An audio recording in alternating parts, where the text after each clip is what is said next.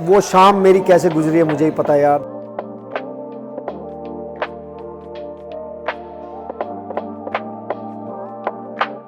Congratulation sir. Thank you जी, thank you, thank you, thank you. अच्छा और बहुत खतरनाक बोलूंगा, आपने सरप्राइज दे दिया।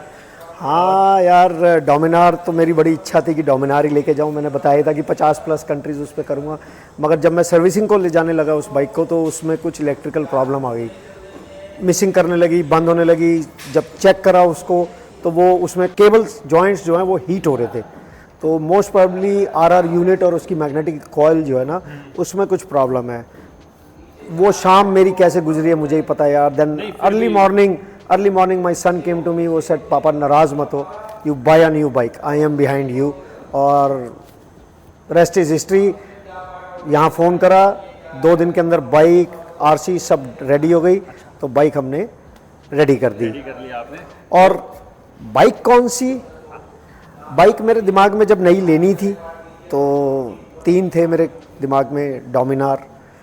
डोमिनार मैं ऑलरेडी एक ओडिसी कर चुका, अगर नई लेनी थी तो भाई डोमिनार, कुछ और ट्राई करते हैं।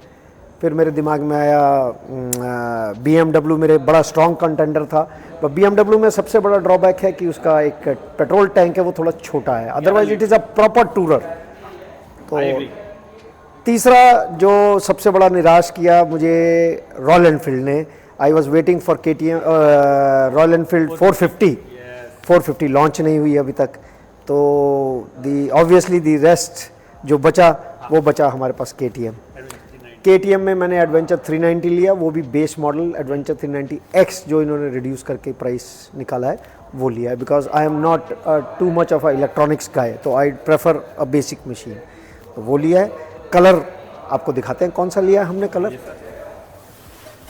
अरे वाह, very nice, this is my favourite colour. इसमें एक ब्लू और ऐसा टोन आता है ना, ऑरेंज, तो इसमें मुझे ये तो कलर इसमें मुझे अगर मैं दिखाऊं तो एक ब्लू कलर और आता है, वो नहीं लिया मैंने क्योंकि I love this combination.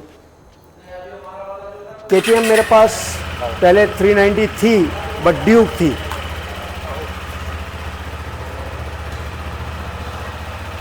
Look and feel मतलब वही है, सेम है। मैं पहली बार तो देख रहा हूं, तो अब फर्स्ट टाइम देख रहा हूं ये X। तो अब तो अंकित अब दोनों बाइक सेम हो गई। हाँ, अब सेम हो गई है। पहले थोड़ा सा डिफरेंस था, लेकिन हाँ। अब अच्छा है कि ऑलमोस्ट हम दोनों की बाइक्स सेम है Same और कोई प्रॉब्लम नहीं आनी चाहिए। अब क्या अच्छा किया आपने कि Yes। अच्छा डिसीजन था आपका कि नई बाइक आपने ले ली, रादर आप Yes। पुरानी तो बाइक अब- पे रिस्क ना लेते हैं। अब कल चलते हैं, दोनों बाइक्स को एक्सेसराइज कराते हैं। हाँ जी सर। सारे उसके ऊपर पैनियर सेटअप और टॉप बॉक्स, क्रैश गार्ड्स, ये सब बाइक को, दोनों बाइक्स को रेडी करते हैं फटाफट और शिपमेंट के लिए भेजते हैं बाइक को। Perfect sir, perfect. तो जब तक ये वीडियो आ रहा होगा तब तक तो हम बाइक्स हमारी जा चुकी होंगी, है ना। Anyways, congratulation. Thank you, thank you, thank you, thank you.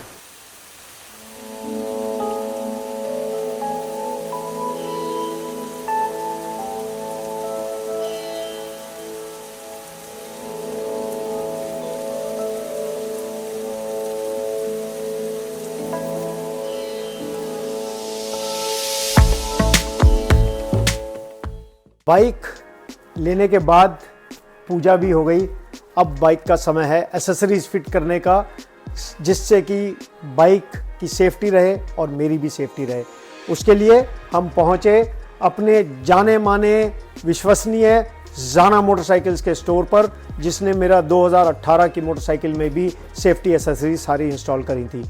यहाँ आकर सबसे पहला काम हमने करा कि जाना का क्रैश गार्ड लगवाया।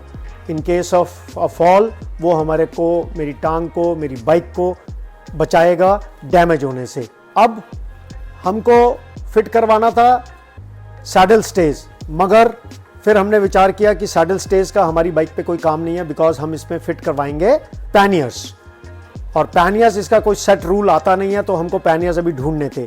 फिर हमने फिट करवाई इसके अंदर टॉप प्लेट स्पेशली हमने ऑर्डर देके मंगवाई थी, और जिसके ऊपर हमारा टॉप केस फिट होगा। अब समय था हमारे क्लच लीवर और ब्रेक लीवर को बचाने का, तो उसके लिए हमारे पास बार्क बस्टर्स के गार्ड्स थे, वो फिट करवाए।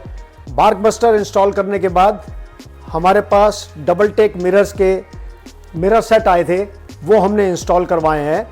और वो इसलिए इंस्टॉल करवाए हैं कि जितने भी वर्ल्ड टूरर्स हैं, लॉन्ग डिस्टेंस टूरर्स हैं, डबल टेक मिरर्स का फ़ायदा ये है कि अगर कोई बाइक गिर जाए तो वो टूटते नहीं हैं, वो फोल्ड हो जाते हैं। तो लॉन्ग डिस्टेंस टूरिंग में इट हेल्प्स। अगर क्योंकि मिरर टूट गए तो बड़ी दिक्कत होती है, सफ़र कैसे करेंगे। इसके बाद अब बहुत ज़रूरी था बाइक के अंदर पैनियर्स और टॉप बॉक्स लगवाना। KTM के कोई भी स्टैंडर्ड पैनियर्स या टॉप बॉक्स मेटल के नहीं आते, तो वो हमने कोरियन पैनियर्स और टॉप बॉक्स शॉर्टलिस्ट करे और उनको जुगाड़ से कह लें या हिट एंड ट्रायल मेथड से उनको फिट करवाया, जो कि बहुत अच्छे लग रहे हैं। परफॉर्मेंस कैसी आएगी ये तो ट्रिप के बाद ही पता चल पाएगा। बहुत ज़रूरी है इतने लंबे सफ़र में, कभी ना कभी तो हमको रात को भी बाइक चलानी पड़ेगी, देर हो गई, कुछ भी हो गया, तो लाइट जो ओरिजिनल स्टॉक लाइट होती है अच्छी होती है, मगर लंबे सफ़र में आपको रोशनी चाहिए ही चाहिए होती है। जंगल है, समुद्र के आसपास हैं या कुछ भी है, तो बिग बैड बाइक्स ने हमारे को डेनाली की लाइट्स भेजी थी। वो डेनाली लाइट्स फिट करने के बाद को कोई दिक्कत नहीं आएगी।